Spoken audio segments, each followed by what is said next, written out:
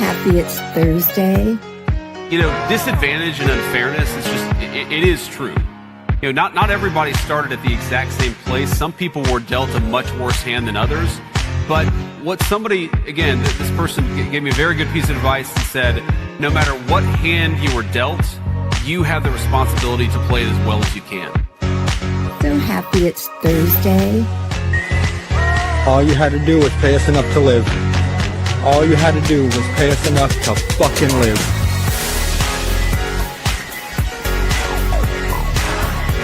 All you had to do was pay us enough to live. There goes your inventory. So happy it's Thursday. United Health Group is poised to break financial records this year. The company's overall revenue soared past $299 billion through September, a record high from $277 billion last year. So happy it's Thursday. Can't do it. We'll do it live. We'll do it live. Do it live. I'll write it and we'll do it live.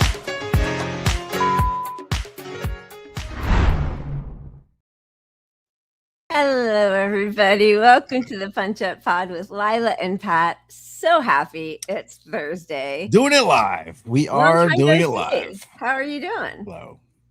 I have one. My green screen was giving me issues, so I went with the fake green screen, which doesn't like a black bottle of beer. I don't know, but my slap and tickle is keeping me company. Slap and tickle, man. Yeah. Good for you. I've got my Pinot. Oh God, sad news in the world of Pinot Noir. They are burning their whole crops in California because they are not producing or they're not selling enough alcohol. I am doing my best to keep wine in business. Well, I did, I love my NPR, and they did a whole story on how a lot of the wine is getting wasted because of the fires. So grapes are really sensitive to fire. So if there's a fire near grapes and it's like a couple hours, it could wreck the whole thing. Yeah. And since California's on fire, as it is every year for the rest of our lives. Yeah.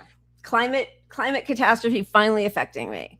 Right? No, I'm joking. I mean, obviously it's horrific. I think hops are more resilient. So beer, you might have to switch to beer. Yes. Thank you, Zizu. They should send me their grapes and I can do what's the thing that I Love Lucy. I can do my own little barrel.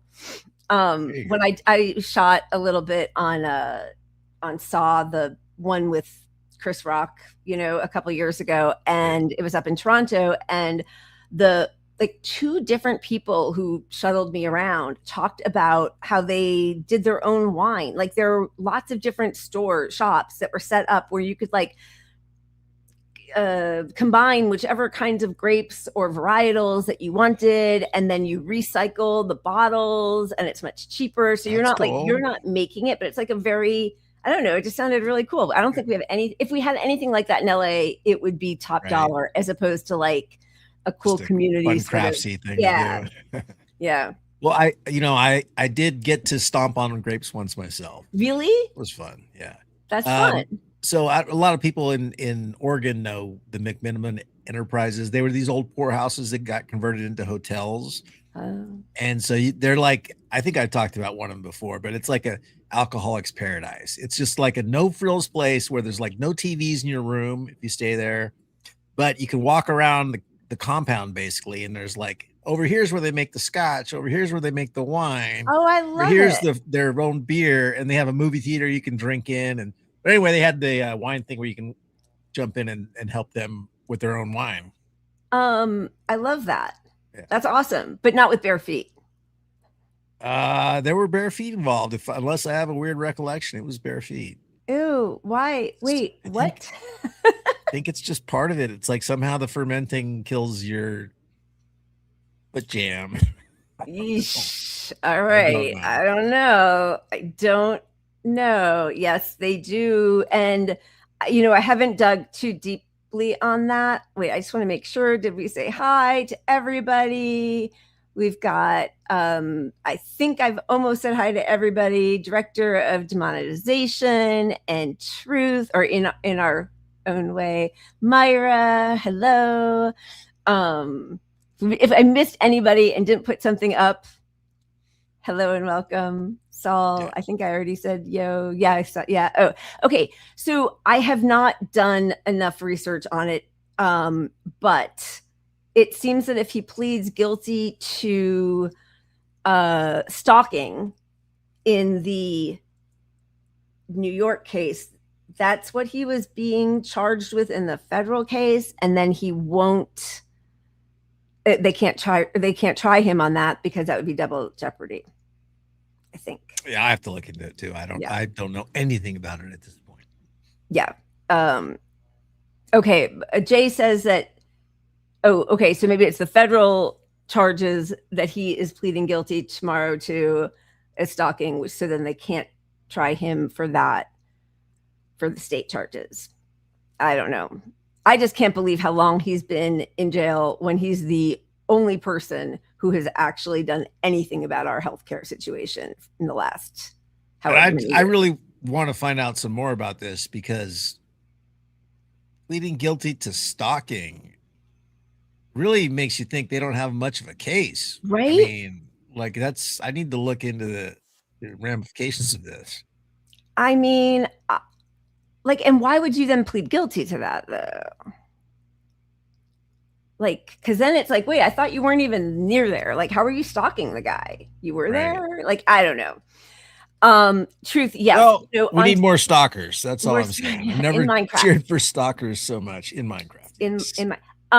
While I am always so grateful for all of the tag-ins and people who send us stuff and everything, especially on Sundays, Wednesdays, and Thursdays, I almost can't go onto Twitter at all because I'm like pouring through different interviews and books and articles. And so I tend to miss them, but I will go back and look, and thank you for anything that you do send. Just please don't be offended if, we don't get to it right away. All right. Should we start? As always, please do remember to like and subscribe and smash that notification bell.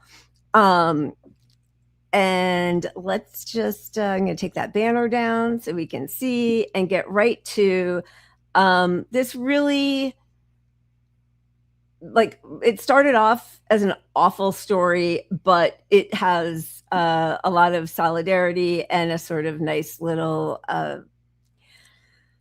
show of unity here. So this is Ariana Hamilton, who was fired from Burger King for saying "Free Palestine." Everybody, my name is Ariana Hamilton. I am the person from this video. I'm here at Burger King, and an employee in Burger King just said "Free Palestine" to me. Ariana, what did you say to me? What did you say to me, Ariana? Free Palestine. Okay, Ariana. Because I was just ordering food for my family, this woman looks at me and she says, "Where are you from?" I said, "I'm from Israel." And then she says, "Free Palestine." And I said, "What does that have to do with anything? We came here to order food." But she insisted, "Free Palestine." Say it again. Free Palestine. I got you, Ariana, here at Burger King. No problem. I did write down a couple of things that I wanted to talk about.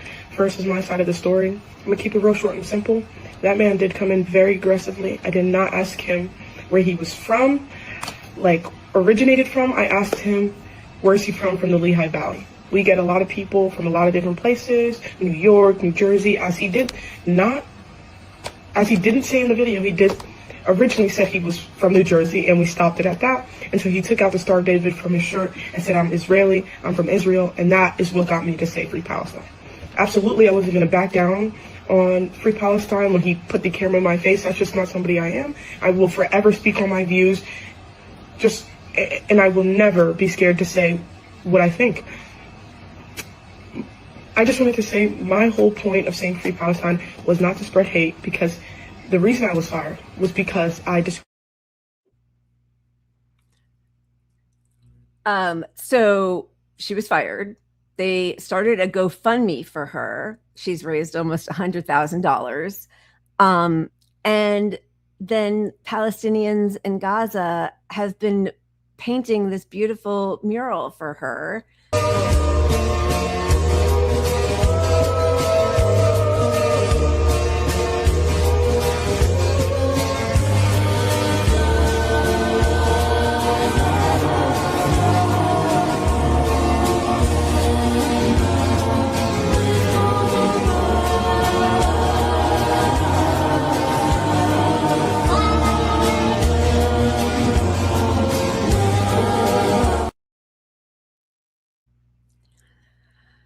You know, it's heartbreaking that it takes so little, like that here they are in the, you know, ending the 3rd year of genocide, almost 100 years of occupation and domination, apartheid, and it's meaningful that somebody says those 2 words, and that it's also so destructive to Zionists and Israelis to like hear somebody say free Palestine or wear a keffiyeh, right? Like it's, I don't know, it's just so heartbreaking, but it is really beautiful. Yeah, and the conversation wasn't even, you know, hey, Zionists, get out of my store. Right. Yeah. It was just like free like feed the kids, you know, like that shouldn't be problematic at all to say free Palestine. I mean, it's crazy. Like saying stop killing babies, and right away Israelis are like, oh, are you talking to me? Are you anti-Semitic? To say don't kill babies, as though that is a Jewish principle. I mean, it's just really so warped. Anyway, it is so meaningful to so many people that she took a principled stand. Obviously, it's great that she, you know, that the GoFundMe raised so much money for her, but she didn't know that when she was fired or when she said free Palestine to some jerk off customer, right? And Persia Boy, right on it, created his own little Lego video. One sentence, 2 words. Free Palestine. Free Palestine. Now she's fired for the line. Free Palestine. Burger King chose a side. Minimum wage, maximum heat. One little phrase shook the whole damn street. Free Palestine. Ariana said it clear, now the whole world's louder than the manager in here. Customer walked in, flashing hate, she says free Palestine. Camera starts rolling, now the clip goes online. Corporate gets nervous, suddenly she's gone. But the fundraiser blew past 100 grand strong. You can fire the worker, can't fire the phrase. You can close the shift, can't bury the rage. From the counter to the timeline, everyone heard. One minimum wage worker made a 2-word earthquake. Sacred defense. We see you, Ariana. Free Palestine. Sacred defense.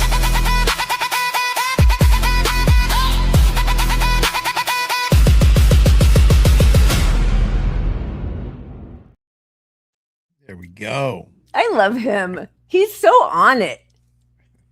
Hardest working man in showbiz. Yeah, really. Anyway, you know, it's amazing that one young woman has more courage than, you know, whole university institutions or 99.9% of our politicians. Throw them in there. Crazy. All right. So cheers to her. Cheers to Palestinians who are just, I mean, it's unbearable. It is unbearable. I just can't believe that nobody is stopping anything. It's really infuriating. I told you I wasn't going to be angry from the get-go, but it's too late, Pat. Sorry. I was born angry. Okay. It's all right. We'll have some music to fix you or something. Okay. I actually did not used to be angry all the time. This is... I used to be fun. I was so fun. I used to be fun. Okay. There you go. Just to make it. That will help. That will help just a little bit. Okay, wait, one second. Okay, close. Oh my God, my computer is so slow. Myra's calling for doggies. She's always calling for Legos. We did give her some. I can't hear you because it's so loud. What did you just say? I said Myra, she was calling for doggos. Which is weird because she's a Lego queen. She loves our Legos. She's always a Lego, but maybe because we started with the Lego. I gave her a little dose of them. Okay. All right, I'm gonna spin again. Oh, and I have to pour more. Okay.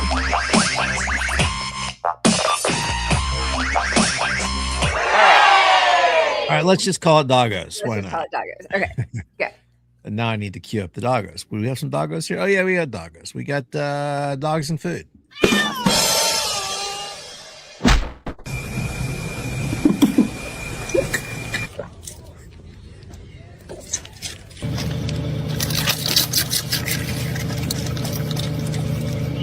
Gentle.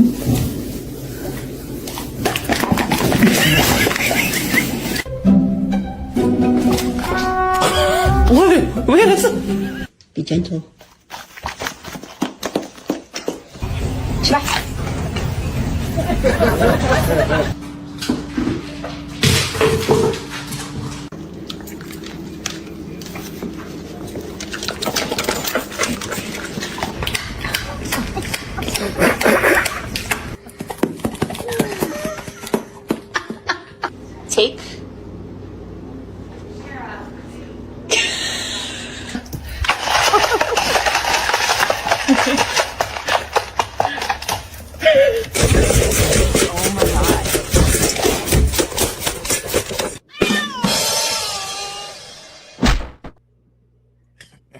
That is so funny. You know, Lucky loves carrots, but like she'll mow down on steak or whatever.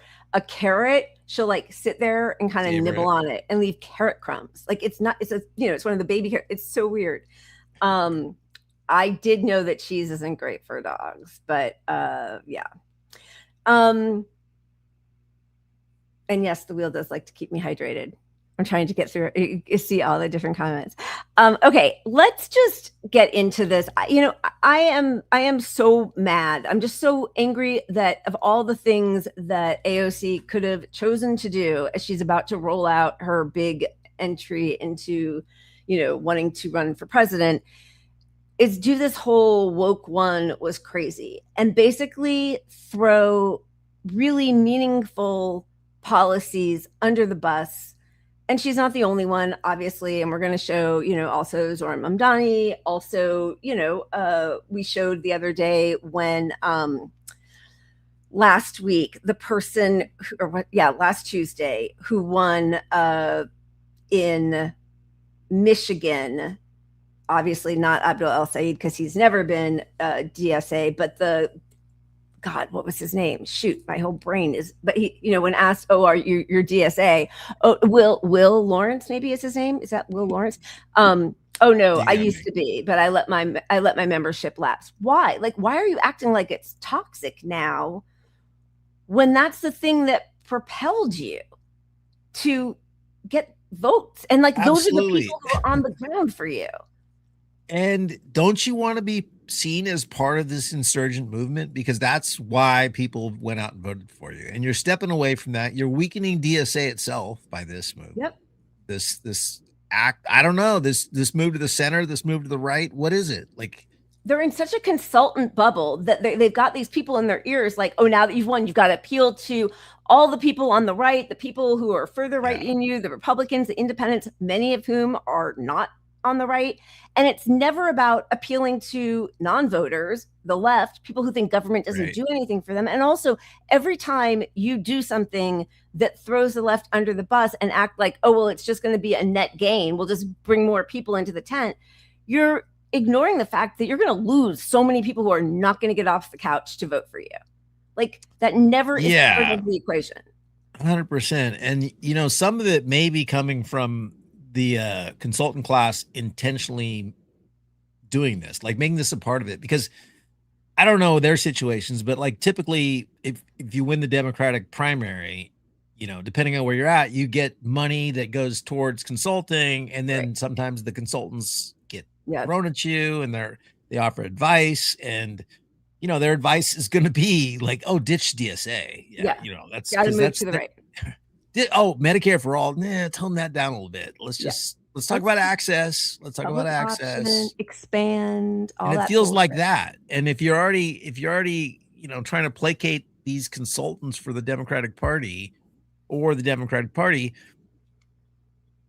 your voters are going to hate it. So, you know, it's not appealing to your voters, and you're just already selling out. It's already like, if you can't stand up to whatever pressure you're on right now, that you're already sort of disavowing the message that got you here, you know.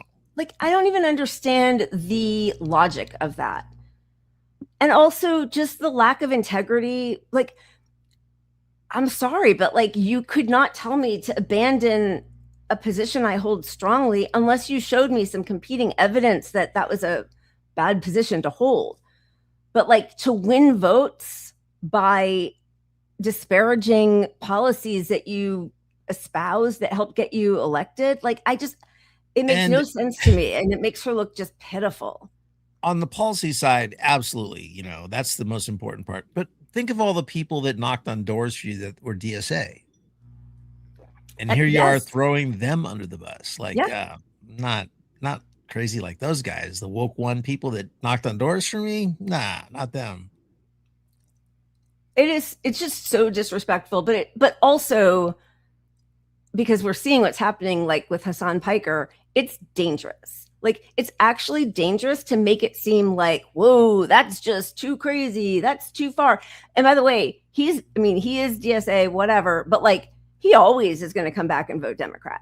So like, they're making, first of all, I think they're putting his life in danger. All these nut jobs on TV will show all these different clips, but like, I think they're putting his life in danger, but also for Democrats not to stand up for him, to act like he is dangerous, to lie about what he said.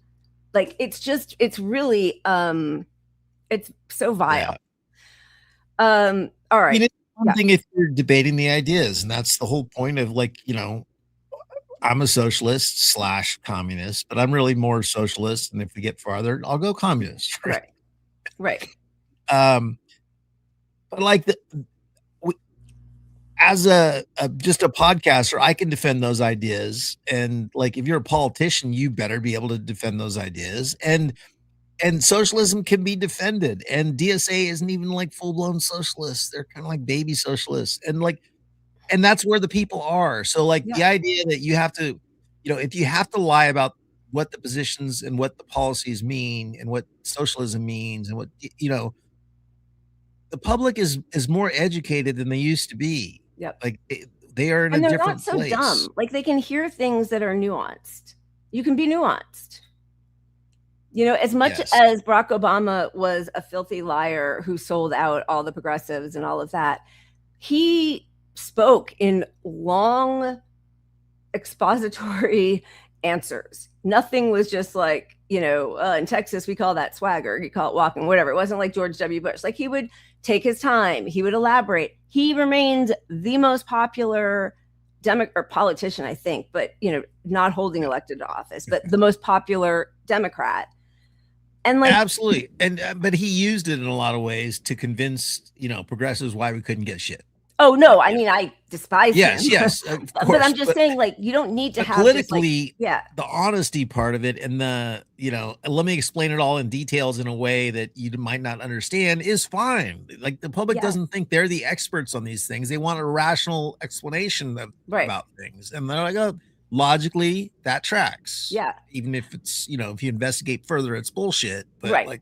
But like, yes, they have patience for that. Especially, look at something like Joe Rogan, right? I've seen like 3 clips of his. I don't watch his show, but from what I understand, it's like a 3-hour just kind of chatting with people. And it's the most popular podcast, right? So like, people have the patience to listen. So then what it really is, first of all, the consultant class should just be completely disbanded because it's all a scam anyway. But also, like, I am really now seeing these people who are distancing themselves from, as you said, like, socialist light DSA, and it is infuriating. I mean, I'm just like, it's infuriating. Okay, so there's like 3, 4, 5 people who have just been going on and on about Hasan Piker. I think this was right before Tuesday. This was either Tuesday morning or Monday morning of this week. Joe Scarborough has a total meltdown about Hasan Piker, but also makes it that Abdul El Sayed is Hasan Piker, basically, right? So that you can kind of he's Hasan Piker, and then he's never watched Hasan Piker. He's like, I don't know anything much about what he stands for, but he's the worst person in the world, and by horrible anti-American, anti-Semite. Yeah, exactly. But please, I don't need people telling me, oh, you have to just turn a blind eye to people saying that women getting raped on October 7th didn't matter in the grand scheme of things. No, Americans aren't going to support that. This is not about me. This is about the Democrats, once again, fumbling the football on the 2-yard line when they have a chance to make great gains, but being so woke, I don't know if you want to call it woke 1, woke 2, or woke 3, but being too woke to call out the obvious. I swear to God. It's crazy that we're even having this conversation. If somebody says a woman being raped doesn't matter in the grand scheme of things, it's okay to call that person out and demand that candidates distance themselves from those people. If you want to rule, over a party and win elections. If somebody says going to a rally the day after Hamas slaughters more Jews than any time since the Holocaust, it's okay for Chuck Schumer. It's okay for Hakeem Jeffries to call that despicable and demand that people distance themselves from that. That's okay. So why are we bringing this up now? We're bringing this up now because it seems an awful lot like what was happening in 2024 when Democrats couldn't get out of their own way to win an election they should have won. I mean, there's just so much. Yeah. Well, he's so wrong on the dynamics.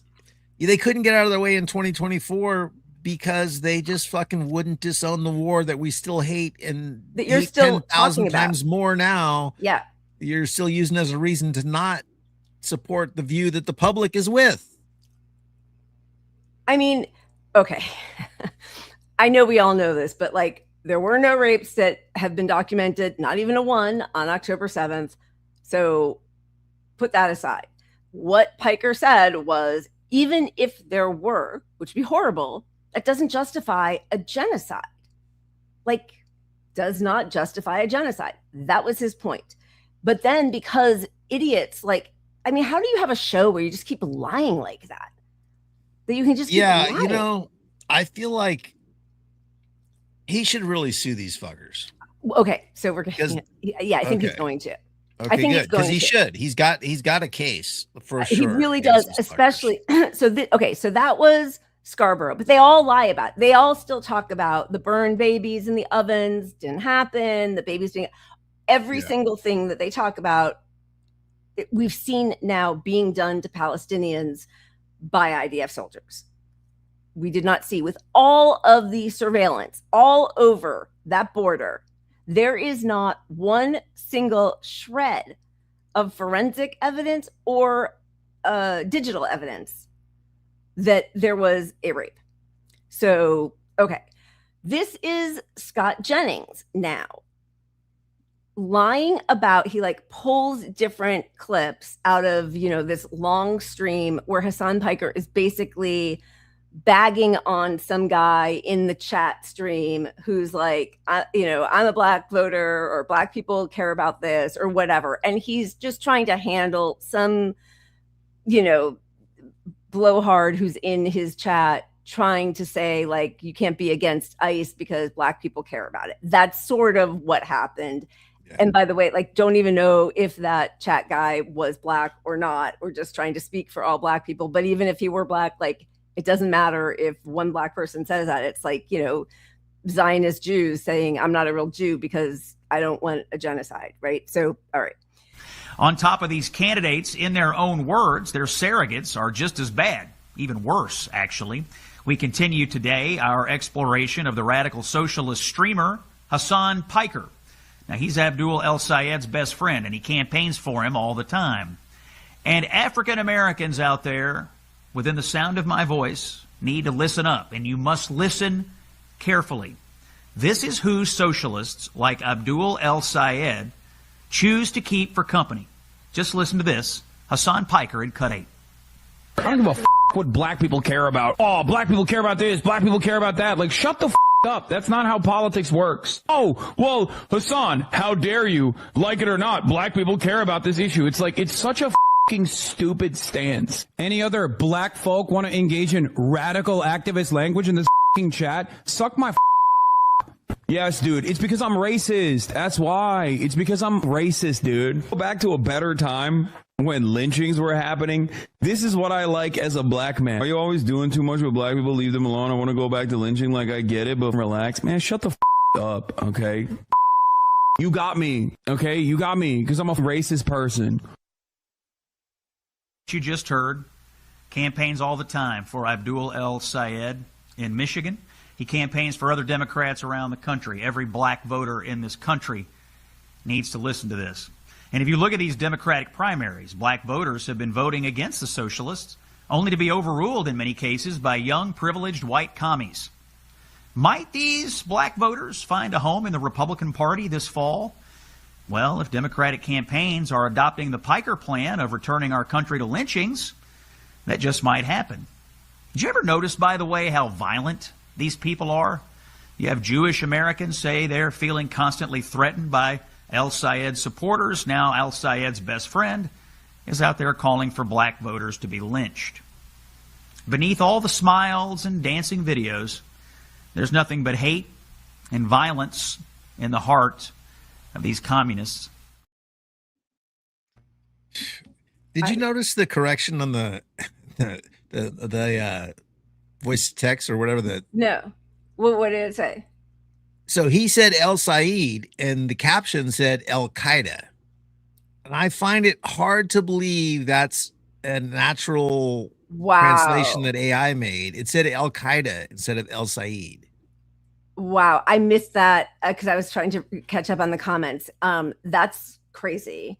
It's crazy. And also, it's clear that he is mocking the Make America Great Again. Like, where do you want to go back to? Because obviously everything that Trump and his fascist administration put out is like lily white and manifest destiny.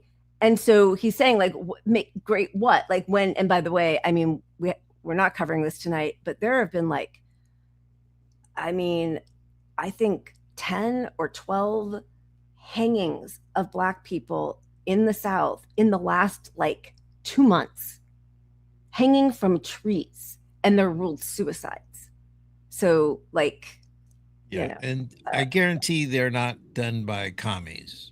You know what I mean? Yeah, like, yeah. it's not, it's racist fucks. Of course it is. And cops, but just, okay. So anyway, he was obviously disparaging this idea that like, oh, let's go back to Make America Great Again, because we know what white supremacist Christian nationalists think was so wonderful about that time, right? Is they had total power, and that for an instant, if they have to share power or share a counter or, you know, a space with anybody who is Black or brown or female, they take offense.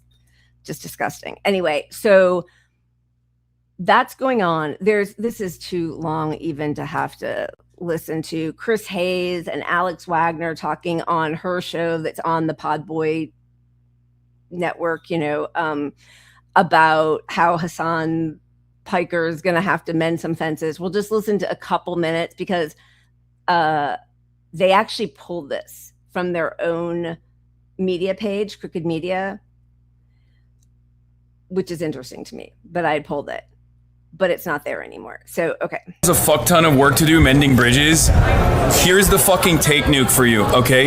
You are all unbelievably Islamophobic pieces of shit, okay? You literally called the dude a fucking terrorist for months on end and like called him a sexist, misogynist, terrorist, bad candidate, fake doctor when he has like 2 fucking degrees. And now you're gonna sit there and be like, well, you know, you really gotta come to me now. Like, what are you talking about? Do you wanna fucking win or not? Lock the fuck in, okay? Lock the fuck in. And I do worry that there are some out there who, in an effort to make sure that this narrative that a progressive can win in a state like Michigan doesn't take root, will literally either subtly or, you know, not so secretively endorse Mike Rogers. Okay, it is some deep paranoia that Democrats so threatened by the rise of democratic socialists and hardcore progressives on the left wing would support Mike Rogers over Abdul El-Sayed. What the fuck should happen here with Hasan Piker? Like, what should Democrats do? I mean, is this the case where it's like, don't talk about him? Should Abdul al-Sayed continue to campaign with him? I don't really know. I mean, at one level, like, I think there's a little irony in like the whole discourse being like the left needs a Joe Rogan, and then like getting the closest thing to it and being like, not like that, not like that, not like that. No. And it's like, do you ever watch Joe Rogan's show and he says crazy stuff all the time? Like, I think there's a difference between going on someone's show and campaigning with them. Hugely, right? So like, I think you can go on lots of people's shows. I've been on Bill Maher's show. Bill Maher says all sorts of things that not only do I disagree with, he says some things I really like find pretty wrong. The big question is campaigning with. I don't think it makes a ton of sense in a general election, frankly, to campaign with Hasan Piker. I think you also can't control what a 35-year-old streamer is going to say. I also think that he is learning the lesson that like, with great power comes great responsibility. This is a dude who streams like 7 days a week for years. Do you know the amount of words he said? Like, you're going to say some stuff. Part of the genre of what he's doing is saying stuff. I don't know how much the guilt by association works in the era of Donald Trump. Like, the man had dinner with Nick Fuentes. So I do think there's a little bit of like the associational politics have lost a little bit of their sting. But the other thing is like, if Hasan Piker wants to contribute to the success of the movement, like, he's probably going to have to watch what he says a lot more. And I get that like he's been in a different lane, but one of the things that all of us, I think, with public platforms start to learn is that like your words have consequences. And it doesn't mean that you like say things you don't believe. It doesn't mean you don't say things you do believe, but it does mean that like how you select your words and the way that you communicate really does matter. I mean, okay, first of all, why are you Don't make me like Chris Hayes. I mean, he was no, decent there. I mean, he's okay, but I also feel like the whole point, like, first of all, so far, I have not heard Hasan Piker in all the things that they talk about, apart from the way that, you know, completely dishonest edit that Scott Jennings' team put together. Yeah. But like, everything that he says that I've heard, and I'm not a chronic watcher, I've just seen these clips that they keep pointing to that are supposed to be the most disturbing. I'm like, no, that makes a lot of sense. Like, what are you talking about? Like, you know, again, deserving 9/11 is something that fucking Robert Kagan just said last week. Exactly. And look, I'm like you. I don't watch him at all regularly, but I've followed this story enough to watch the segments they're so enraged about. Right. And they're nothing. Like you could take me out of context so much harder than anything that happened in his. Yeah. You could take me in context and have to run away from me. But like it was all nuanced discussion, snapping back at the guy in the chat. Yeah. The 9/11 stuff's bullshit. It's all bullshit. And for what's her name? I already forgot her. Alex Wagner. Alex Wagner to act like it's crazy that this guy would be so paranoid. Like he's a lunatic for that. No, that's accurate. Yeah. What he said, what Hasan Piker said that they're having this whole discussion about was completely true. It's 100% true. Isn't she supposed to be part of the news media? Like, but here's the thing is he is a really public figure. They are like just constantly on Fox. I mean, clip after clip talking about him. And, you know, we do have a lot of crazy racists in this country. They've made him, you know, sexist, rape loving, you know, Jew hating, America hate, you know, like they cast him as this despicable person. Well, right. And they want that left, right is the same thing. Like left has its racism problem too. And now this, you know, this anti-Semitism problem on the left is equal to Nick Fuentes on the right. Right. Like that's what they want. When they say anti-Semitism, they mean protesting genocide and believing in Palestinian liberation. Like it's just disgusting. Here's just another little bit. This is Sean Hannity. All right, you can see why Mao worshiper Hasan Piker gets along so well with al-Sayed. They both seem emotionally pretty unhinged. For example, after El-Sayed's opponent, Mike Rogers, appeared right here on this program, El-Sayed issued a very angry statement on X, all but begging Mike Rogers to hold him accountable in a physical way. Quote, since you're too afraid to debate me, how about you hold me accountable on a football field instead? I didn't think he liked football. Anyway, and tackle, no pads like we used to play when we were kids. Anyway, I'd be happy to show you how much I love football.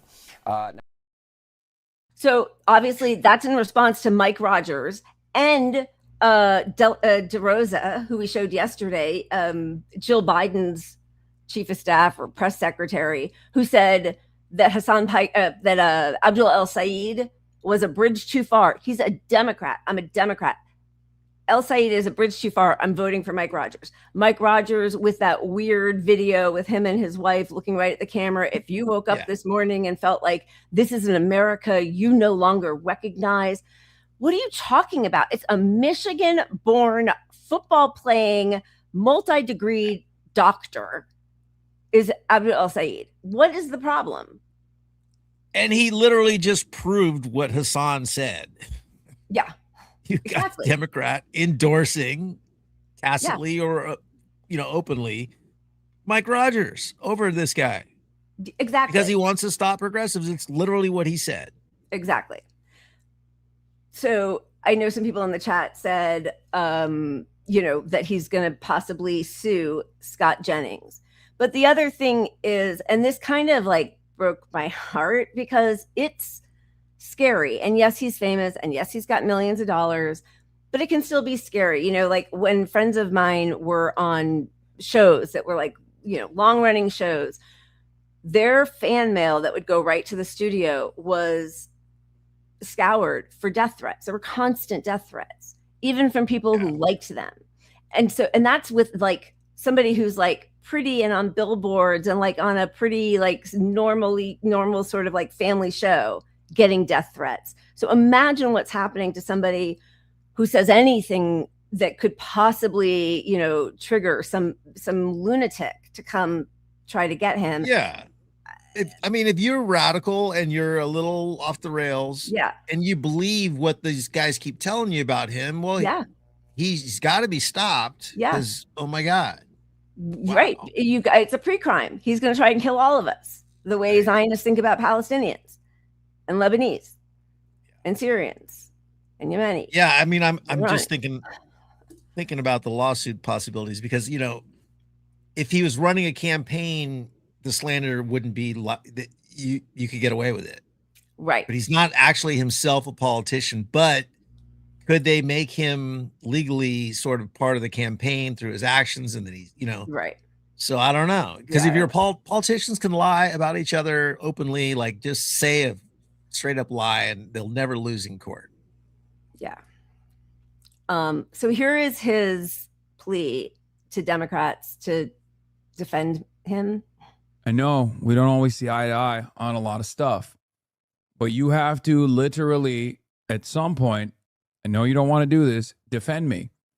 And not because you love what I have to say, not because I'm a part of this coalition, even though I am, whether you like it or not, but you are going to inevitably have to say, this is a ridiculous conversation that we're having because the real conversation that Republicans don't want to have is the cost of living crisis. That requires you at some point to basically take the L a little bit, okay? And maybe be a little bit more honest about how I'm not this dangerous, toxic, radical force. I'm not expecting you to defend clips out of context or anything like that. I'm not even expecting you to defend some of these statements at all. I think you should probably attack the form. You should attack the form. You should attack the function. You should probably attack the very reason as to why Republicans have made this or are trying to make this a salient line of attack instead of just allowing the Republicans to consistently make this the number one fucking issue, because every moment that the Republicans are talking about this and you're leaning into it is a fucking another moment where you're not talking about the issues, and it will actually become a salient narrative and it will be awful. I mean, he's actually right. right? Like he's right, but the motive of the Democrats, they want this to be the narrative, so they don't talk about the healthcare. So like he's looking at like, if Democrats want to win, this is the right tact, and it's like, yeah, they want to win, but at what cost? Not at supporting, Yeah, I mean, look what happens as progressives, DSA, whatever, getting so close to power.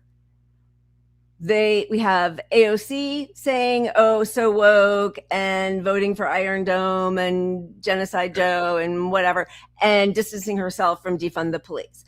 We also have Hasan Mamdani saying he does not believe in defund the police. What's the next thing that they're going to say they don't believe in anymore? Obviously, it's not healthcare, climate. They've given that away. Will the next thing, when there's a critical mass who could actually possibly affect change, be genocide? It's not really so bad. Well, that's in the past. We have to look forward now. Like, I'll tell you right now what it's going to be. They're all going to be AI pals. Like, no, we do have to embrace AI, and AI is going to lead to a more socialist country. That's where they're going to go, because there's a fuck ton of money to carve out some sort of progressive version of AI that they can sell to people. Okay, I want to say goodbye to Kimiko. Thank you for coming. Enjoy the time with your brother. Cheers. And thank you, before I get booted from here because I keep freezing, to VDA for your super sticker. Thank you, sir. And also thank you to Pendejo. Americans I know roll eyes at the mention of anti-Semitism. I mean, I think it's so, like, it's really too bad, because obviously, and thank you for your super chat, anti-Semitism is real, or Jew hatred or whatever, but it's got nothing on Islamophobia or anti-Black people in this country or around the world or in Israel. Did you see a little Black Israeli girl just standing there? It was a test, and all of the people just walked right past her. It was disgusting. But like, it's really hard to take it seriously now. Sorry. Yeah. Yes. And if you look at it not as in beliefs, because there are a lot of people that have like, oh, Jews run the world kind of beliefs. Right. And those are beliefs that are, in a lot of ways kind of true, but they're stereotypes, right? Right. But what's the impact? How are they held back as Jewish people because of people holding those beliefs? Right. Right. They're actually helped by society, because there are a lot of Jewish networks that assist people, for one, which is very real. But they're not just discriminated against in the way that a Black person is, or a woman is, or like they're so low on the actual crimes against your people for that belief than all the other groups. And the weight of this world right now is like, oh my God, save the Jewish people. It's like, I mean, and to be doing that when every day all we hear about is, I was about to say 9/11, haha, Freudian slip, October 7th, and that they feel unsafe while we're watching babies be blown to bits. Like, what are you? And they're currently trying to pit Black people against pro-Palestine people, because that's the lane that's like, hey, why do all these white people care about Palestine and not you, is what they want. That's right. And the border and ICE, right? Like all of that stuff. That is what people in power always do, is they're trying to pit everybody against each other while they just steal hoard and steal everything from all of us. We should spin, because then there's a lot more just like disgusting shit that we should probably watch. But I'm just wondering if I don't know, do we keep going here? We'll spin. I know. No, we can even jump back to the same stuff, but we need to. Okay. We're gonna take a little joy break. Called it. This wheel adores me. It adores me. Okay, wait a second. Here. Okay. We haven't landed on a real thing yet, right? I think that's 100% like booze, because we forced the first thing. I actually think that could be the name of my autobiography. 100% booze. Forced to drink. Thankfully, I brought a second bottle of wine, so I'm fine. Don't worry. I am fine. Legos. We got some more Legos. More Legos. Don't you worry. We have a few that are like very, new, like current, like totally tracked to current event. But let me just see. Maybe that's what we just showed. We only have 13 that we haven't shown. I know. It's ridiculous. Right, it's totally ridiculous. That's a low number for us. Okay. And I want to find one that's like a little bit funny and not some of like the much sadder ones. Okay. How about Wake Up America? Our inbox is flooded with Americans saying they don't watch the news. They listen to our songs instead, since your media is full of shit. Let's keep it 100 and talk reality.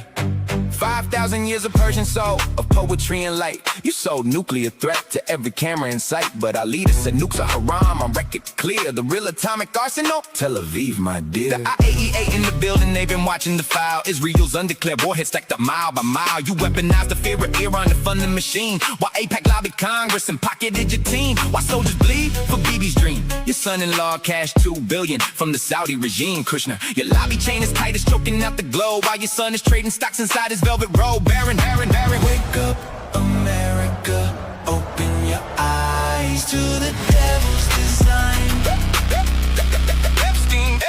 Epstein, pedophile ruler, sacrificing for Israel's line. Wake up, America, open your eyes to the devil's design. The world's watching your move.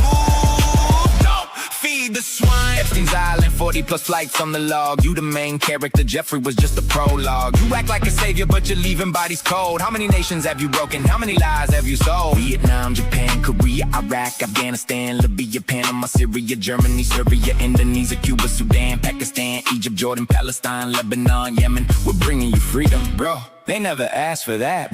Retribution is coming with a storm you can't tame. Iran doesn't forget, and we're coming for the game. Spoiler alert. Israel's final war? It's against y'all. Take it seriously before it's too late. They're just using you for now. Want to see the real truth? Watch how they talk on Jesus. Don't say I didn't warn you. Wake up, America. Yeah. Yeah, I know. It's some of them are. There's a few more that are really so good, but like it's sad. Obviously they're doing this because they're being bombarded in an illegal war by the US and trying to fight for Palestinian liberation and to get Israel out of Lebanon and out of the whole Middle East. I mean, it's not uplifting. Yeah. It isn't. So I'm going to force a law. Good. Okay, do it. Law it is. Do a law. I love watching your TikTok, which is next level. Clearly, that's expressed by my 13-year-old son. No! Please, no!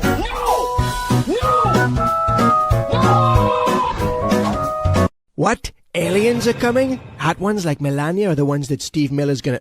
Real ones? From space? From space? From space? From space!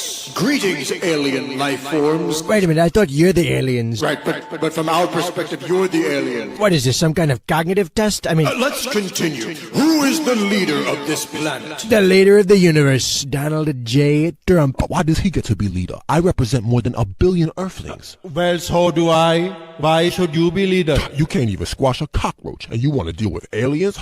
Don't you start with... Fight. I love Earthlings, pull yourselves together. We come in peace. As a gesture of intergalactic goodwill, we carry a special gift. A formula for everlasting peace. The end to all wars.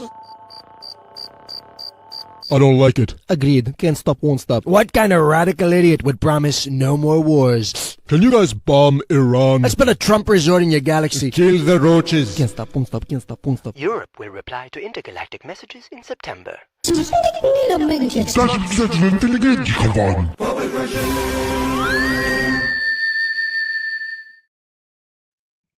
Stop, won't stop.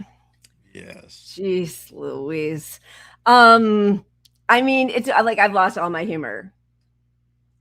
Come on, Lila. Ha ha ha. No, I know. I mean, it's like, it's just so fucking disgusting. Okay. So when Abdul El-Sayed wins, all Democrats want, the corporate Dems, whatever, want to take their ball and go home. They're going to vote Republican, no more party unity, yada, yada. And also, as we all noticed and talked about yesterday, when Abdul El-Sayed wins by 1 point or 2 or whatever, it's like barely a win. Like, that's not great. And then when Crowley beats Hong by 0.4%, socialism is dead. Socialism's dead. The left hit a wall. And It's also, over.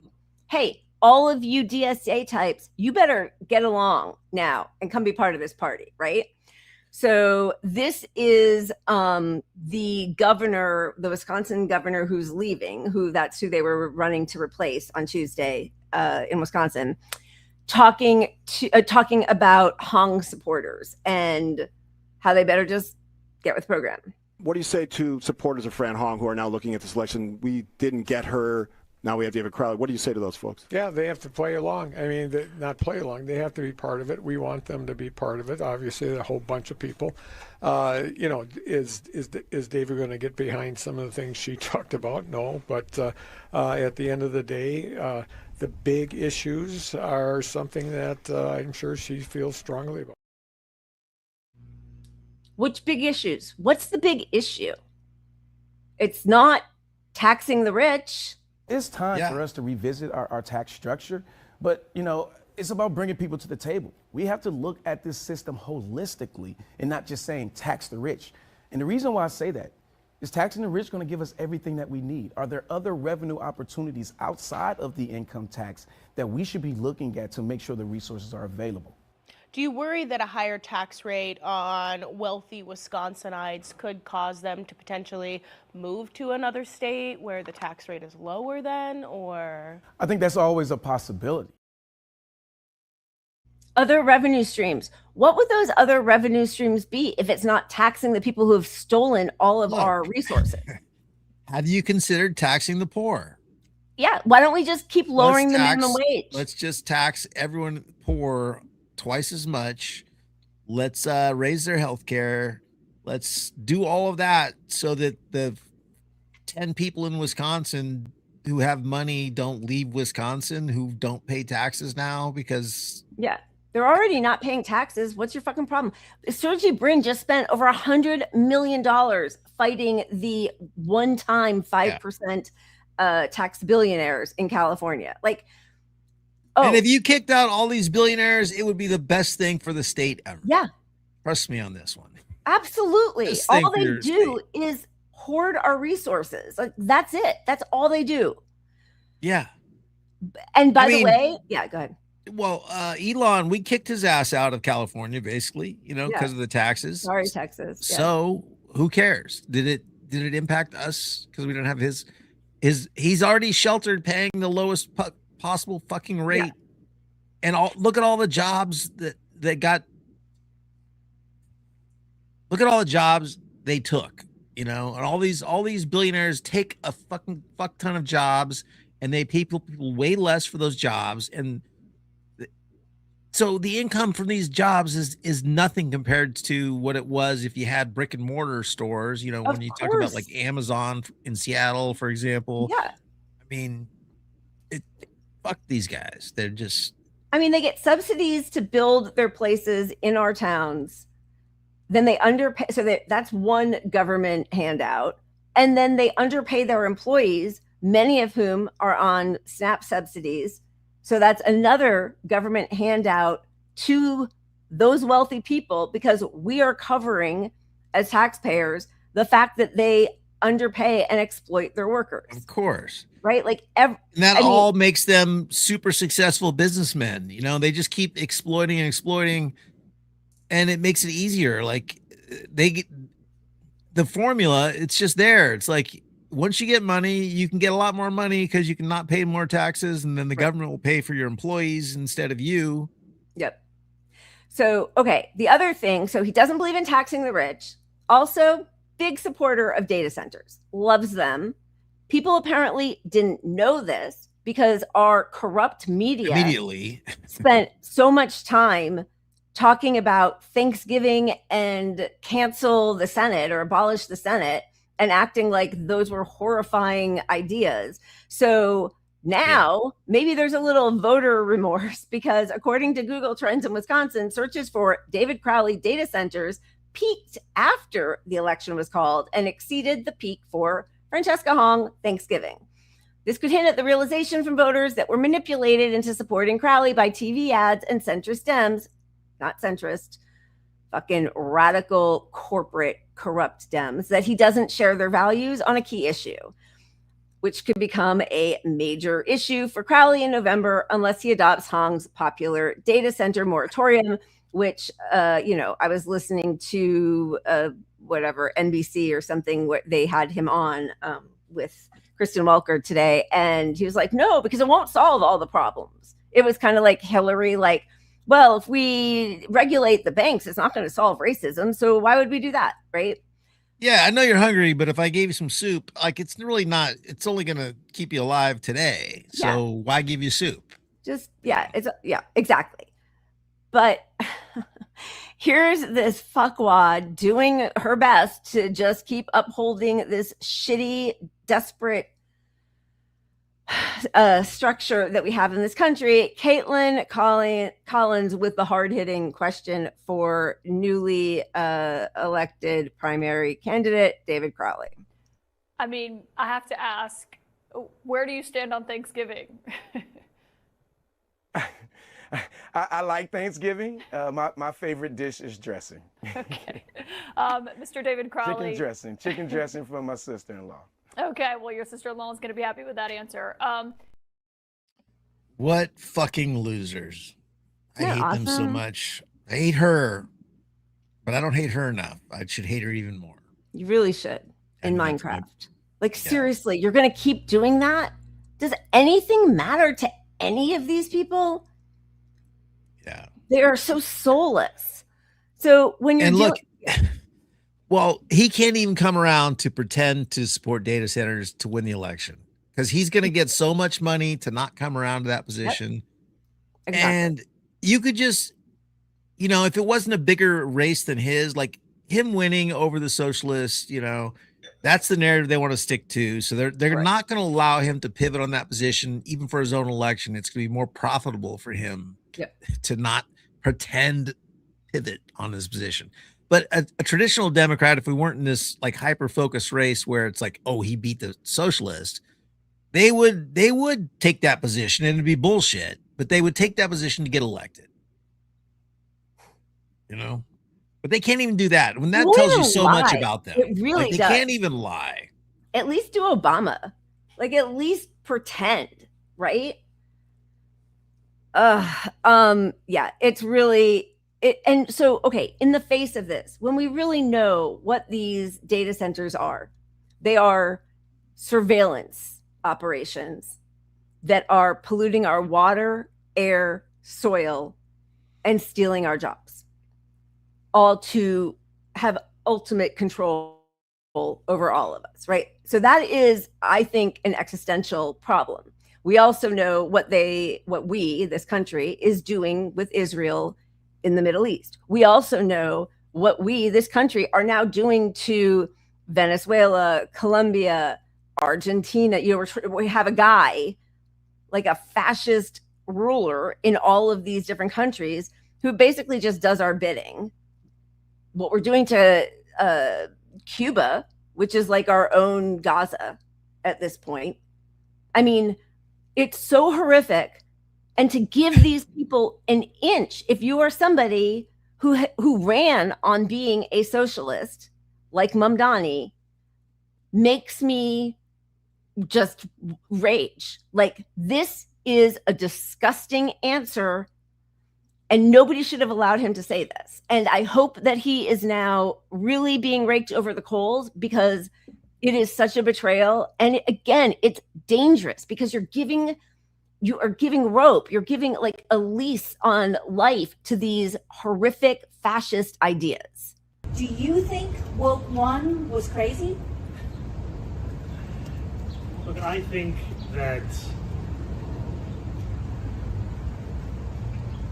each person has a responsibility to tell New Yorkers, to tell Americans when they're running for office what they believe. And sometimes what you believe can change, it can develop, it can grow. And I know that there are some for whom they still believe in that. I've made very clear that I do not believe in defunding the police, that I will not be defunding the police. And that to me, delivering critical public safety also looks like working with our police department alongside many other partners. And we've seen over the first 7 months of this administration what that can look like when we're talking about the fewest murders on record in New York City, the fewest shooting incidents on record in New York City. And that to me is how we measure a lot of our public safety. Thank you. That's so pathetic. It's pathetic. It's disgusting. And it's so disgusting, but there's more, because this is what he sounded like in 2020, talking about something that it seemed like he really believed in.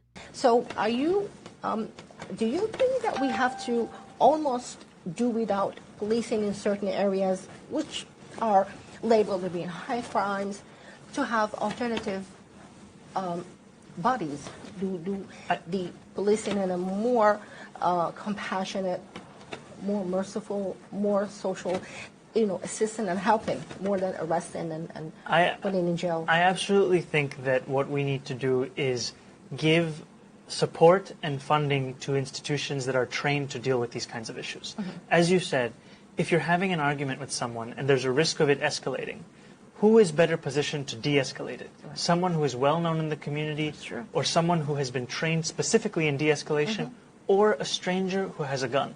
And we see so many situations where encounters with police, the police arrive and all of a sudden the tension rises even astronomically to what it was prior.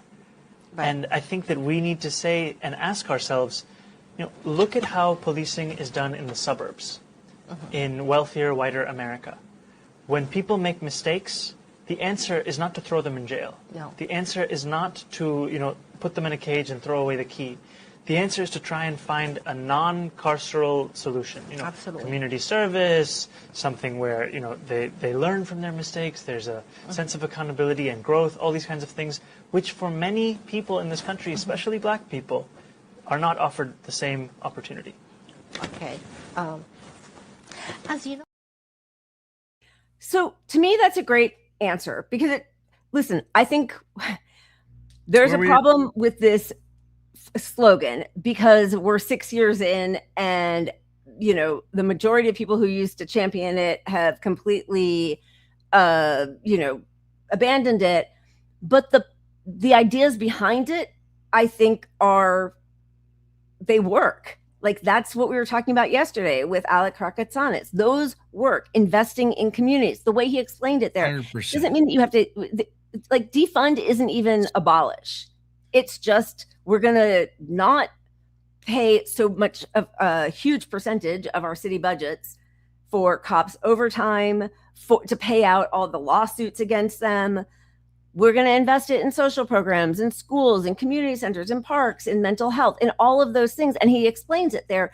You could explain it as mayor. You could explain it. And instead he's like, nope, not explaining it. Exactly that. He could take and use that platform to explain why, yes, you may have heard defund the police. You don't like the slogan, or you may hear abolish the police. Right. But here's what it means to most people in that respect. Right. And you're using your platform of goodwill, the bully pulpit, to show as a socialist that these are not scary slogans, not go, whoa, woke. And I loved what Alex said, Alec Krakatsanis, Jesus Christ. Krakatsanis. Yeah. Because, people always do bring up the arguments of how do you deal with violent criminals and whatever? That's like 5% of the argument, right? When you talk about incarcerated people and crime, right? you know, the violent criminals are only 5% of the arrests. You know, 5% of people arrested are violent criminals. So like, you don't even need to get to what you do with those people. And the 95%, everyone, you know, there's a huge majority of people think we should be dealing with that differently. So like, you don't have to focus. You don't have to let these people take you to the extremes of, what do you do with the rapist? What do you do with the, you know, like, okay, let's just keep that the way it is. I mean, I want to change it, but let's just keep that the way it is. And let's fix the 95 at least, you know, like, cause that's where we all agree on that. And he should be explaining this shit and not me. Not us, you know, like, really very depressing that and you know, listen, we saw what they did to de Blasio and his daughter, right? When in 2020, because he had like a minor criticism of cops, and because in the you know, wake of George Floyd being murdered, that we all watched those horrific 7 minutes, right? And the protests, and de Blasio said one thing, and the next thing you know, what are they, Sergeants Benevolent Association, the New York Police Union, doxed her address and her social security number after NYPD arrested her. De Blasio didn't even know that she had been arrested, right? So, like, I think that there is probably a fear factor in there, but I also think that you can say, we are working with NYPD who do help, you know, us in certain regards, but we are also investing in community, you know, like you could say something. And if you want to do the allies under the bus, if you want to do the most appeasing way to approach it, you say cops hate doing these kind of work. They don't like getting called over to address the homeless people all the time. You know, you phrase it in a way like you're helping cops. Yep. You know, because they're truly, they don't like what they spend a lot of their time doing. They want to just focus on being racist pieces of shit, and they got to deal with homeless people, you know? Exactly. Yeah,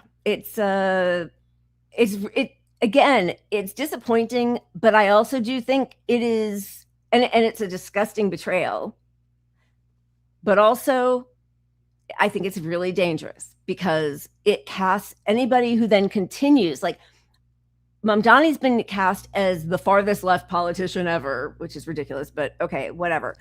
And now he's walking back, defund. So they're already saying these dangerous, radical leftists, and now he's helping that narrative, right? I mean, it reminds me so much of Bernie when he endorsed, you know, a lot of these shitbags that we were against the whole time. And, you know, when our normie Dems that we fight with politically all the time, you know, our friends and family that are just, you got to stop Trump. That's all that matters in life. Yeah. When they see Bernie, who's been painted as this radical, crazy leftist, get on board with their positions, they're like, "Your Bernie he's even Bernie You're is crazier than Bernie. Are you fucking kidding me?" You know, like, so if you tell them that Bernie's just like a standard middle of the road guy in Europe and most of the global South, they're like, okay. You like, they don't crazy even Europeans. Christopher 7886, thank you so much. Recently found you too. Love the energy. Thank you so much for covering Shama's primary run. I love her. She is the only hope. We need if there's any hope in electoral politics at all, it's Shama. Although there's another thing that we'll show you in a second. But anyway, fuck Crystal Ball and fuck Ryan Grimm. Solidarity. Thank you. Cheers to you. That's so, you know what kind. I know for sure. And welcome. And thank you so much. That's really a sweet, super nice message to hear. Welcome. Especially fuck Ryan Grimm lately. But the thing about Shama Swan is, you know, we're never going to have like, here's why we're so disappointed in Shama talk on the show. You know what I mean? Like when she gets, if she gets into power, we're never going to be like, look, we love her, but she's sold out. She really sold out. No, she's not. She's never going to capitulate on this shit. That's the stuff that these guys should be fighting for. All of them. I just don't know how these people can sleep at night. Truly, it's disgusting. It's disgusting. Well, I think oh, yeah, it's largely that they're sleeping in a more comfortable bed in a bigger house, and Yeah. that Yeah. makes them like, it's worth it. Yep. It's a sacrifice. Our sacrifice is They're they're willing to make worth it. Yeah, they're willing to make it.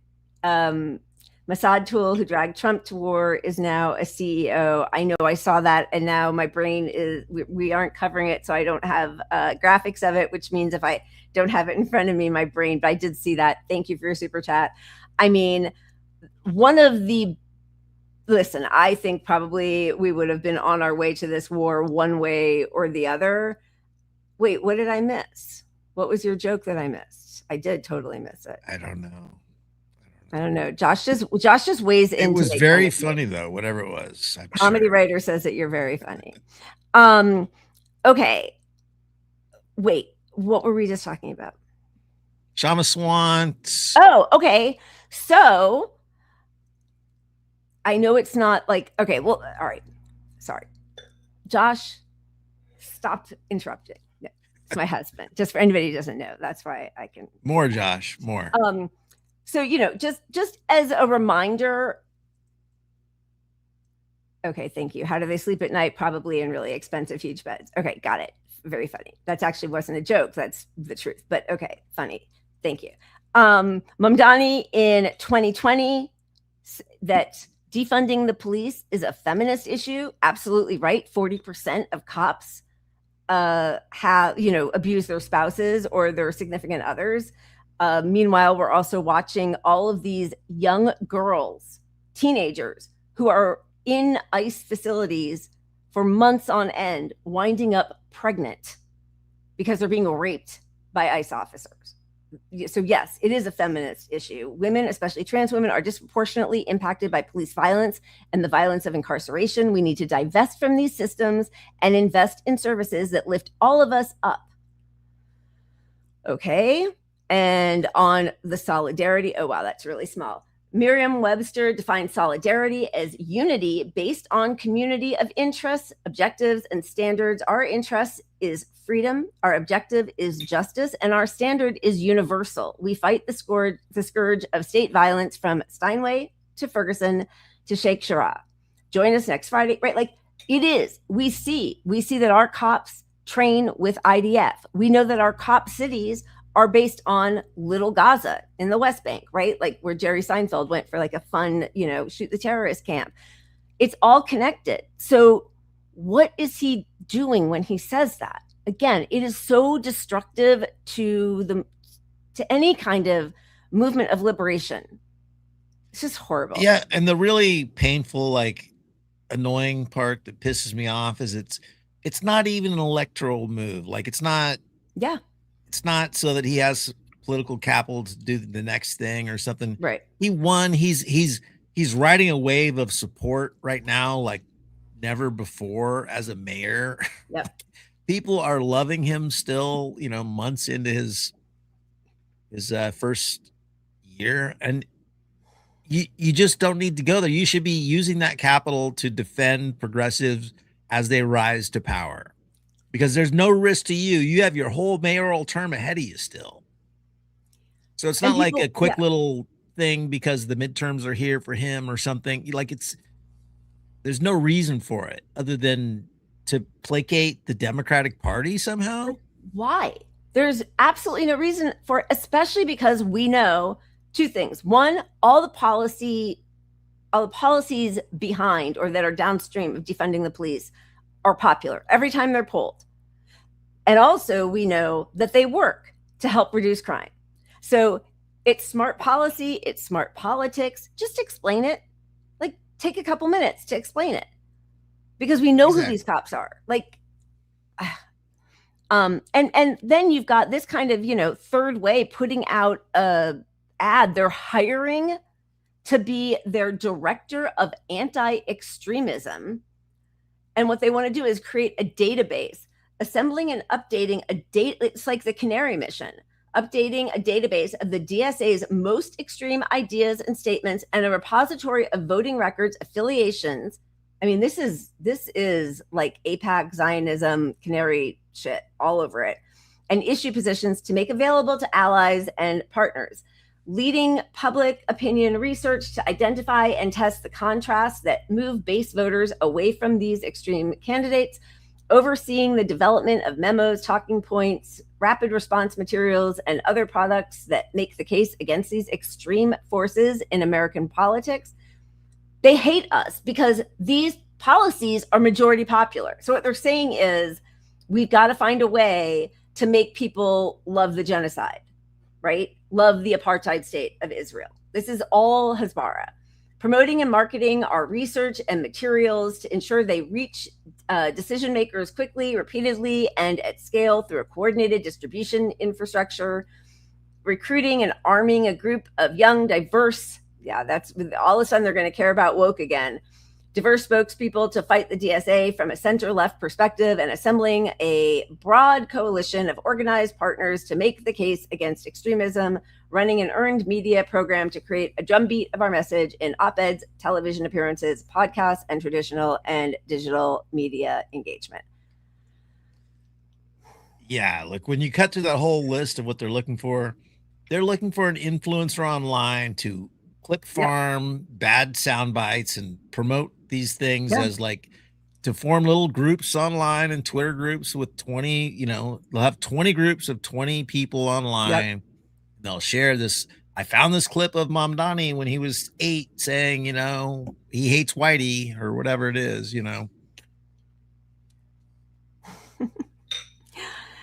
Okay. And all that crap does work, within the Democratic Party. Like they're going after the progressive wing of the Democratic Party to the normie Dems. Right. But ultimately it doesn't really, I don't know. The fear mongering still works when it gets around election time, but it's like every day it works a little less because everyone's a little more media savvy. Everyone's a little more pro-Palestine. Everyone's a little more Democrats are scumbag. Everyone knows a little bit more about who Third Way is. So they'll all hide their names and identity and project. They'll have a new name. But young people are just like, no, if Third Way puts out one thing about like, oh, poor people should, college kids should stop complaining because it's, we had it better in the 70s or something. Right. Like, young people turn on you fast and you get labeled a scumbag organization, and like the branding that and the marketing that they used to do doesn't work like it used to anymore. Sorry, they're just it doesn't work for, I don't think it works especially for young people, but for a lot of people it doesn't work. They see it. I do think that for a lot of older people the fear of Trump is still overwhelming, even though we know that like Obama's legacy was giving us Trump the first time. And then Biden's legacy was and Kamala giving us Trump the second time. So like the Democrats aren't scared of Trump. They don't work this hard against Trump and Republicans. They work this hard against the left, right? So we know that. And also we don't have a democracy. And so this kind of Hasbara stuff that they are crafting, which is, they're just, it's going to be exactly like what AIPAC does. It's not so much that it's going to change people's minds. It is going to make people unhireable. They're going to lose their jobs. It will create a database for why you can arrest somebody who's an enemy of the people. Like that's what it's going to do. I don't think that the kids who are out there, putting their bodies on the line, protesting a genocide, who lost their whole investment into Ivy League institutions that then denied them a diploma and then were doxxed and unhireable by whatever firm that they thought they might join. It's not going to change their minds. It's just going to create a file so that when they're put in the concentration camp, when they're surveilled by the data centers and the flock cameras, like it's just a web of data and control to destroy people's lives. Yeah, I totally agree. I mean, that's the project. That's why we're not getting out of this electorally, because who benefits from that project? All the people funding both sides at the top. Severely. The AI project is the police state. All right. Can you handle two more? Just, do we even really care that AOC talked about abolition in 2020 and now laughs that it was like, oh, it's just because I was so woke? You said enough. If we can avoid watching her, that's All right. good enough for me. All right. Then this is a 35-second flashback, which is also going to serve as a preview of the 2028 presidential election. I think your fake eyelashes are messing up. No, what you're ain't reading. nothing. Hold on. Listen. Order. Mr. Chairman, That's beneath would even you your please history. regain That's order beneath of your you. committee. Order. I do have a point of order, and I would like to move to take down Ms. Green's words. That is absolutely unacceptable. How dare you attack the physical appearance of another person? Are your feelings hurt? Her words down. Oh, girl, baby girl. Oh, really? Don't even play. with Baby me. girl? I don't think we are going to so. move, and we're going to take your words down. I second that motion. That's where we go. That's what it's going to be. Baby girl. It's going to be Jerry Springer. 2028. Welcome to 2028. Here is an option, though, that actually, friend of show, Sam Husseini. He's running. That's so he's good. running, and it's a great ad that he just put out. Hello, my name is Sam Husseini. Last year, I confronted Antony Blinken. Last month, I confronted Democratic Party leader Chuck Schumer. Now, I'm launching a run for Congress. The genocide-enabling Republican and Democratic Party establishments must be confronted at every turn and on every front. They represent the interests of the Epstein class, while relentlessly conning working people. Not only are they sending our tax dollars to Imperial Israel to destroy schools, hospitals, and housing in Gaza, money which should be going to building up schools, hospitals, and housing here at home, but their backing Imperial Israel has also made our nation more of an empire and even less of a democracy, with big tech surveillance, militarization of police, and attacks on free speech and the right to protest. We need to renew Main Street. We can no longer abide Wall Street and war machine Democrats. They are often enabling rather than hindering Trump, including with this unconstitutional attack on Iran, just the latest of these imperial Zionist wars. It has already cost us $750 per household in increased fuel and other costs in just 3 months. And Trump's issued nuclear threats while refusing to acknowledge Israel's nukes. My Democratic Party opponent, Glenn Ivey, got into Congress with millions in pro-Israel money like AIPAC, and even opposed Obama's Iran deal. We must take on the data centers, insurance companies, and abolish ICE. By working for peace, we will, as Gil Scott-Heron put it, bring ourselves closer to each other, closer to building a structure that is unique within ourselves, because we have finally come to peace within ourselves, including as a nation. I'm running outside of the two major parties that serve their billionaire donors. Like most of my fellow citizens, I am ready for transformational political change. By running with an independent party that rejects corporate money and super PACs, the Green Party, I am spitting out the whole corrupt political system. Please volunteer, and if you can, contribute. Let's seize this historic moment to make our country a real democracy for all.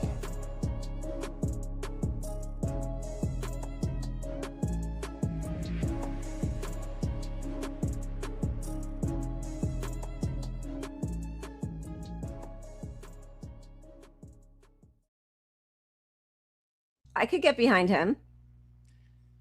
Yeah, look, if there's one thing I know, it's that Sam is sincere and Absolutely. brilliant. He's courageous. He's called out all these scumbags to their face. Yep. He's been physically assaulted by police and Dragged out. He got a concussion when he confronted Blinken, when they dragged him out under empathetic Joe, right? He's great. he is great. I'm glad seeing him run as a Green too. Me too. Me too. I like that I'm not like poo-pooing all the DSA folks because I like to see them grow too. Like to see I them would too, yeah. take power. But they are undoubtedly an arm of the Democratic Party at some point. Yeah. And the Green Party would be independent. I love that. Yeah. Yeah, he's great. And he also really, he has, like, he's always pushing ideas for how to fix the system. Like, in the UN, how you can get around the fact that the US is always the veto of recognizing Palestine or censuring Israel, or, like he's always trying to figure out, like, how do we actually fix a problem? And that's the thing. He has been in Washington as a journalist covering this shit for ages.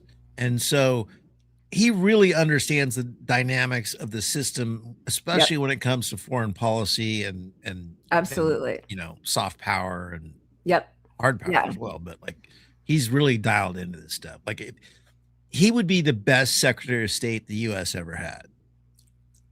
I mean, he's fantastic. Yeah, he's really great, super smart, and he knows. I mean, he knows history, and I don't think that he can be corrupted. I think it actually means something to him to fight for people. Okay. He's not paying us, by the way. Friend of the show. This is not an ad for him. I just love the guy. He's amazing. Yeah, he really is. Okay, let's just quickly, because this is so crazy. The USS Lincoln, they are writing to their spouses, their parents, their families that they're served rotten food. The Navy does not care. Disturbing anonymous text messages revealed the alleged lack of food aboard the USS Abraham Lincoln as lawmakers demanded answers about conditions on the ship, which has reportedly seen sailors trying to jump overboard during a more than 8-month-long deployment. Bleak conditions aboard the aircraft carrier have reportedly prompted desperate sailors to try to leap into the sea, and text messages from those aboard have shed new light on how gross things have become, according to a report by Midas Touch's Aaron Parnas. More than 5,000 sailors and Marines set sail from San Diego on the Lincoln on November 21st, 2025. But the deployment, originally set to end in May, has been extended as the Iran war continues.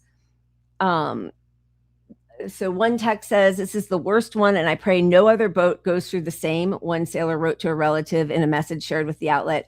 "Even people that have been deployed 100 times claim this one to be the worst and believe it can get worse than this. The Navy does not care. The mission will always come first.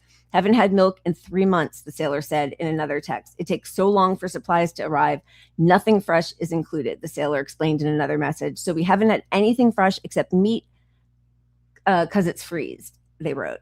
"Sometimes it gets here rotten." The messages come as lawmakers have begun demanding answers about reports of clogged toilets, mold or mildew in the showers, a lack of supplies, and problem with the food supply.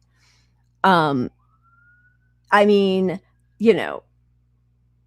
clearly this administration, no administration, I think, honestly cares about its military, its soldiers, its troops. They send them off to die in absolutely, pointless, not pointless, but wars just to, get their own capital going even more. But this the guy, incompetency, that's what it is. Yeah. Because even just from a PR standpoint, to not recognize the urgency of fixing this situation, and and this goes at the time we have Pete Hegseth running around with Israeli defense people, like Israeli bodyguards protecting him, like and like, again, this is also sorry, I don't know what's happening. Sometimes when I look, I just had my dog come in and I'm seeing this and I'm not really sure what's going on because I haven't seen a weird comment, but I don't know. Okay. This comes on the heels of us knowing that Trump basically just abandoned most of his cabinet and the whole press on Air Force One when he thought that possibly it was going to be targeted by Iran, right? And the crazy thing is that he's relying on intel from Israel that our own CIA says they have low confidence in the Iranian threat, but they went ahead, they did it anyway. Times of Israel also says CIA cast doubt on Israeli threat that led to the plane swap and the quick getaway in the food catering truck. This is also from the Times of Israel article. Natalie Harp, Trump's unnervingly ardent executive assistant who runs his Truth Social account and was nicknamed the Human Printer because she runs around with a portable printer to give the president hard copies of fawning articles and memes. Walt Nauda, who worked his way up from bringing Trump drinks whenever he hit his beloved Diet Coke button to being his director of Oval Office operations. Dan Scavino, who helped Trump craft his social media strategy during his 2016 campaign and is now the White House Deputy Chief of Staff. Pete Hegseth, the Secretary of Defense, and a few lower profile aides. They were all included on the getaway plane, and left behind were Rubio, Bessent, Stephen Miller, Chung, and other senior White House staff, as well as all the press. And this lady, it's so crazy. I knew the name Natalie Harp, but I didn't know that they called her the Human Printer. What an embarrassing legacy to have. You're the one known as the printer because you run around with, there's a good article about you, Trump. Here it is. And apparently they're having an affair. There was a leaked video.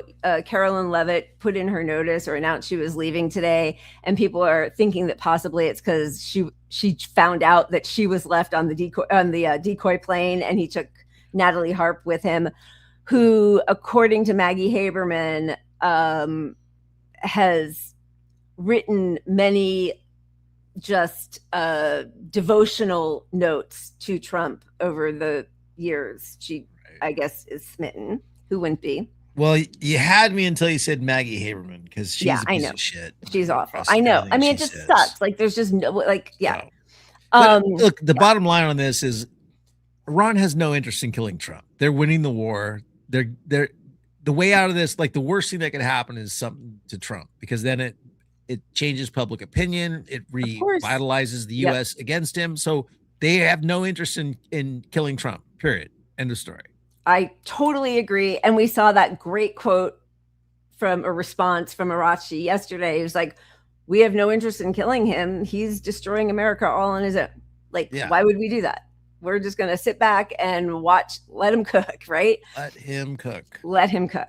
All right. We will be leaving soon, but because Lego is so good at this, there is a USS Lego video. We must. All right, and then we'll come back to say goodbye. Look at the Lincoln, they ready to jump for score, no sure. 250 days deep and they can't take no more. Sailors on the edge, ready to go overboard, fighting a war that they never signed up for. For score, no shore, no port, no break, just pure exhaustion. Sent for the Epstein class, sent for the game while the families at home still screaming their names. Left San Diego thinking short deployment, now it's 9 months later with no enjoyment. Mode in the showers, food running thin, mental health broken, ready to jump in. They didn't sign up for Trump's personal fight, they didn't sign up for Israel's appetite. Foreign war bullshit dressed up as defense, while the crew goes crazy behind the fence. For score, no shore, 250 days deep and they can't take no more. Sailors on the edge, ready to go overboard, fighting a war that they never signed up for. Mothers posting online, crying every night. Fathers and sons stuck with no end in sight. Senators asking questions, brass looking away, while the empire keeps bleeding day after day. Sacred defense, we see the cracks, we see the pain. Sacred defense. All right. You know. Good. Pretty good. Pretty good. Pretty good. I just saw Daniel said that the printer looks like a young Ava Braun. I mean, yeah. Oh, Jesus. Okay. It's also disgusting. Okay. We got a little. We'll be back on Sunday, 5 o'clock at the 5 o'clock hour.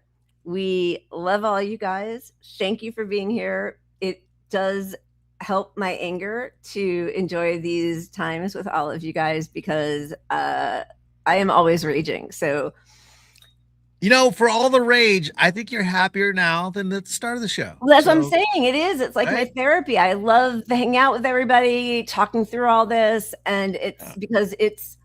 But how does it make you feel? It's all about me. Let's not go there. Never mind. I'm erasing all the therapy.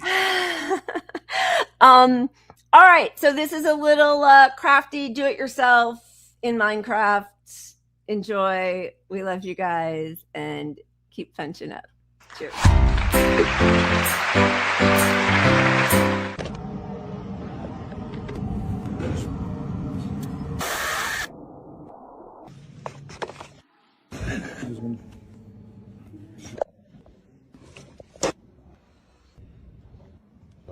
Ouais. Rempli celui-là. Une grosse ensemble. Je sais pas, là, c'est un pour moi.